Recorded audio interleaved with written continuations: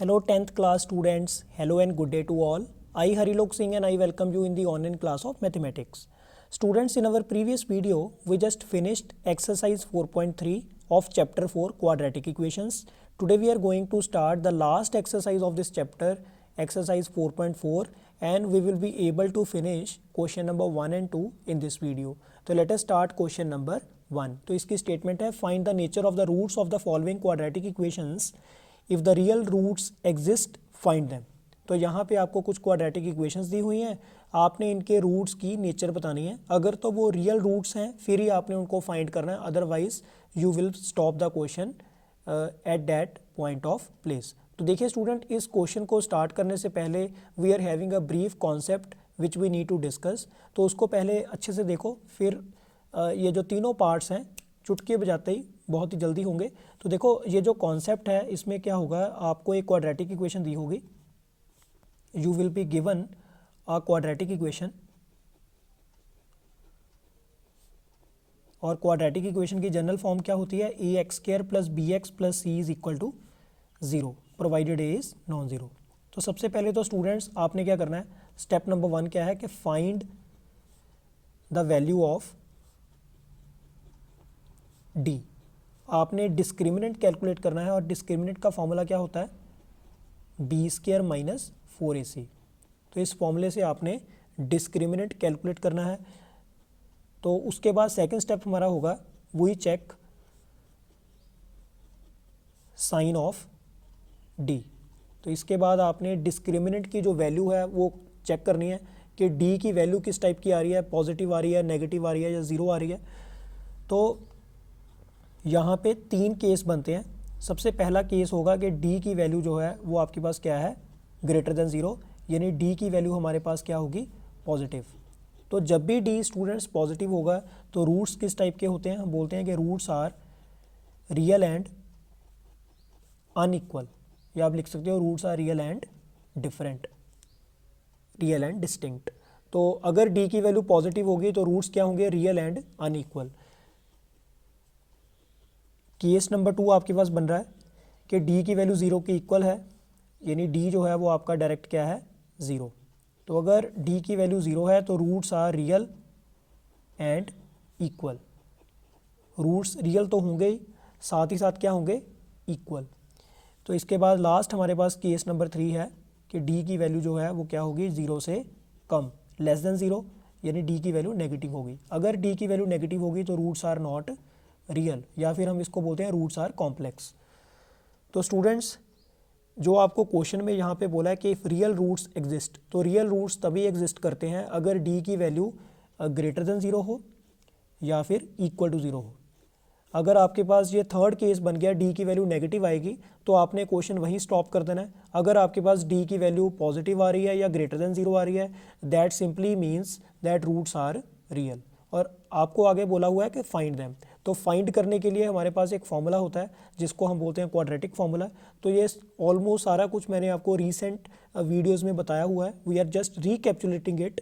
तो for case number 1 and 2 we use the following formula। तो कौन सा फॉर्मूला हमने यूज़ करना है, तो ये स्टूडेंट्स मैंने आपको बताया था कि x is equal to minus b plus minus under root D whole upon 2a। तो ये फॉर्मूला आपने तब अप्लाई करना है अगर d की वैल्यू या तो पॉजिटिव है या 0 के क्या है, equal. If in case D की वैल्यू जो है वो लेस देन 0 है, नेगेटिव है, तो आपने क्वेश्चन वहीं छोड़ देना है, एक लाइन लिख देनी है, रूट्स आर नॉट रियल। तो अगर आपको इतनी बात अच्छे से समझ आ गई है तो we are able to start first part. तो let us start first part. तो फर्स्ट पार्ट में आपके पास क्या है students, solution of part number 1। तो we are given 2x square minus 3x plus 5 is equal to 0। तो सबसे पहले तो यहाँ पे आप लिख लो कि a, b और c की वैल्यूज़ क्या हैं। Here a is equal to 2, b is equal to minus 3 and c is equal to 5। इसके बाद आपने d का जो फॉर्मूला है वो अप्लाई करना है। तो d is equal to b square minus 4ac। तो यहाँ पे आ गया आपके पास -3 का स्क्वायर -4 इंटू ए की वैल्यू 2 और c की वैल्यू 5। इसको आगे सिंप्लीफाई कर दो, 3 का स्क्वायर 9 माइनस 4 2 ज़ा 8, 8 5 ज़ा 40, तो ये माइनस करके आपके पास आ गया -31। तो देखिए स्टूडेंट, ये जो -31 है, इज इट पॉजिटिव, नेगेटिव और zero? This is clearly negative, तो this is less than zero. आगे आपने यहाँ पे एक लाइन लिख देनी है कि because D is strictly less than zero, क्योंकि डी नेगेटिव है। तो रूट्स, हाँ जी, रूट्स किस टाइप के होंगे अब यहाँ पे? Roots are real, roots are not real, पहले तो ये बात करेंगे। तो therefore roots are not real. तो यहाँ पे जो रूट्स हैं वो इसके रियल ही नहीं है। तो आपको बोला है कि अगर रूट्स रियल होंगे देन फाइंड देम, तो ये रियल ही नहीं है, तो इसको आपने यहीं पे छोड़ देना है। तो this is a required answer of part 1 question number 1। तो in part second question number 1 we are given 3x square minus 4 under root 2x plus 4 equal to 0। तो यहाँ पर भी स्टूडेंट्स वही सारा प्रोसेस आपने फॉलोअप करना है। Here a is equal to 3, b is equal to minus 4 under root 3 and c is equal to 4। आगे आपने d का फॉर्मूला अप्लाई करना है which is b square minus 4ac। हाँ जी, b की वैल्यू आपके पास क्या है? -4 अंडर रूट 3, इसका स्क्वायर आएगा -4, a की वैल्यू 3 और c की वैल्यू आपके पास क्या है? 4। अब इसको कैसे कैलकुलेट करेंगे? देखो, नेगेटिव नंबर का स्क्वायर क्या होता है? पॉजिटिव। 4 का स्क्वायर आपके पास क्या बन गया? 16, और अंडर रूट 3 का स्क्वायर सिंपली 3, और यहाँ पे तीनों को मल्टीप्लाई कर दो, 4 3 ज़ा 12, 12 4 ज़ा 48, और यहाँ पे इत्तेफाक से 16 3 ज़ा भी क्या बन रहा है? 48। तो 48 माइनस 48 ये आपके पास क्या बन गया? 0। तो because the value of D is equal to 0, तो देयरफॉर, हाँ जी, रूट्स किस टाइप के होंगे? अभी हमने डिस्कस किया, roots are real and equal. तो अगर रूट्स इसके रियल हैं तो आपको बोला हुआ है फाइंड देम, तो आगे आपने x का फॉर्मूला अप्लाई करना है। तो now we are writing x is equal to minus b plus minus under root D whole divided by 2a। तो माइनस ऑफ d की वैल्यू आपके पास क्या है? -4 under root 3 plus minus under root D, तो क्योंकि d 0 है तो d की प्लेस पे 0 आएगा, होल डिवाइडेड बाई 2a, और a की वैल्यू आपके पास क्या है? 3। अब देखिए student, when ever there is a negative sign before the bracket and you want to open the bracket, then we need to change the sign of the inner term।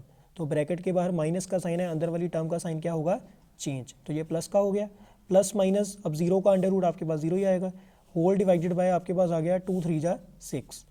तो एक बार आपने 4 अंडर रूट 3 में 0 plus करना है, और एक बार आपने 4 under root 3 में से 0 माइनस करना है।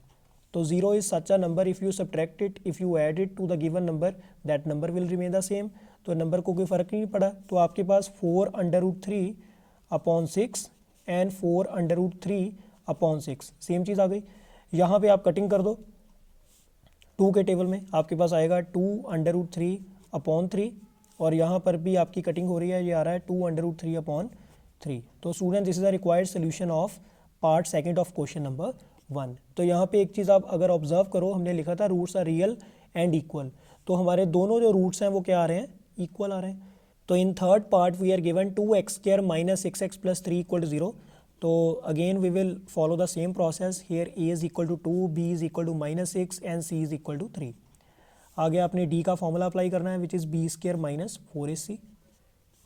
तो b की वैल्यू पुट कर दो, -6 whole square minus 4 into 2 into 3।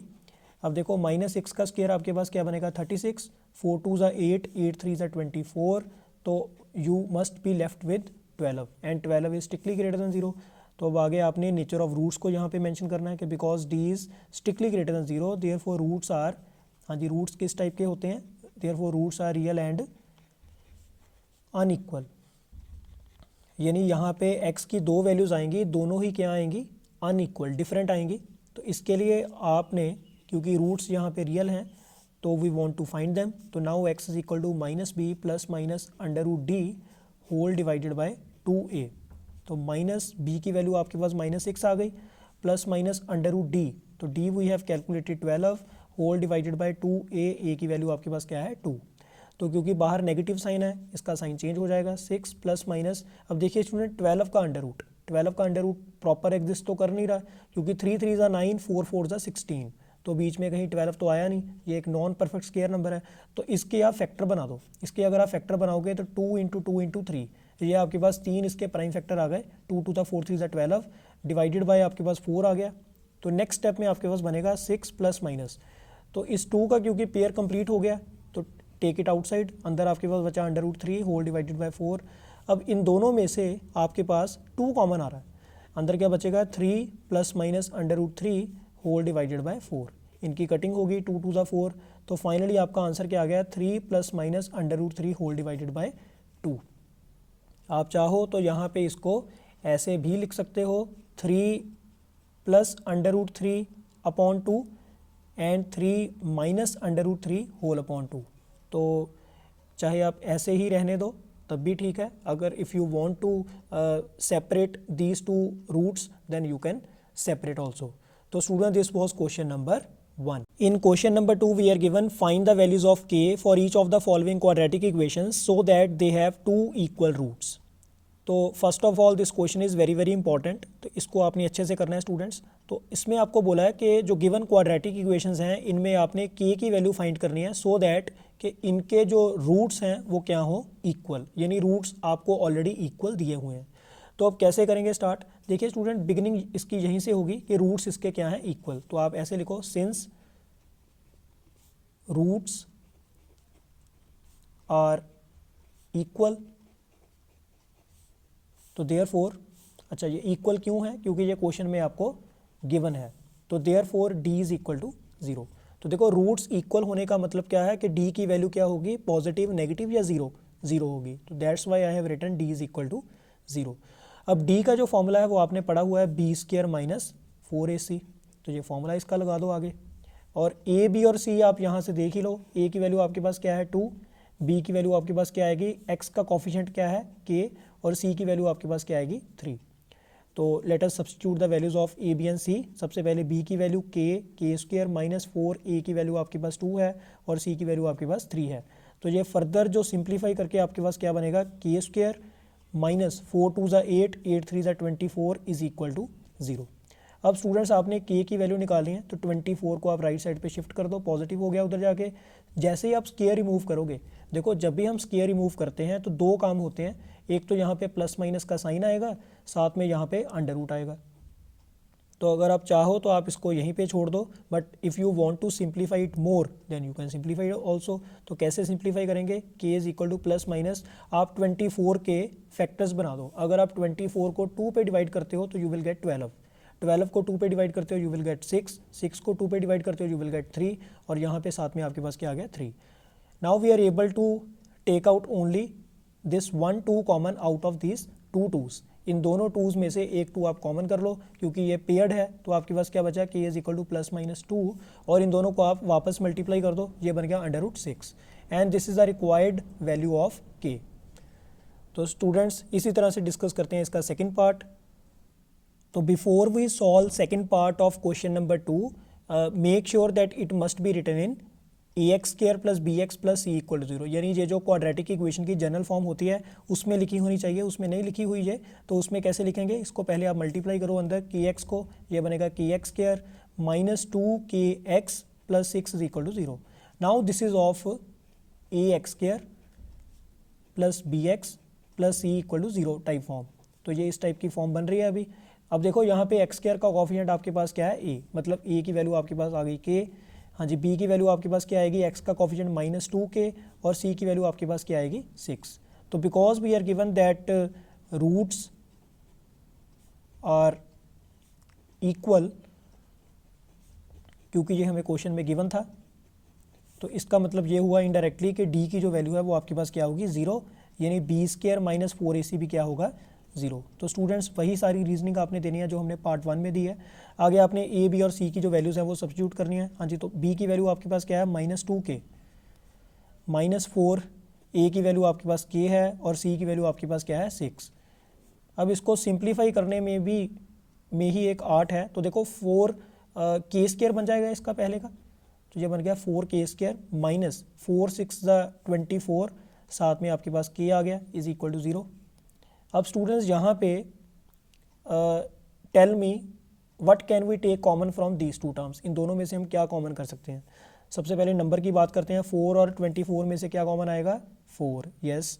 k² और k में से क्या कॉमन आएगा k आएगा, अंदर क्या बचेगा अब आपके पास। अब देखो इसको किससे मल्टीप्लाई करेंगे, 4k² बन जाए k, इसको किससे मल्टीप्लाई करेंगे 24 के बन जाए, के तो we have taken already outside, तो 4 के टेबल में 24 आ रहा है 6 पे इज इक्वल टू 0। अब यहाँ पे इसको कैसे समझना है आपने, देखो आपके पास 3 नंबर हैं, एक 4 है, एक k है, एक k माइनस 6 है, तीनों को मल्टीप्लाई करके आपका आंसर क्या आ रहा है 0।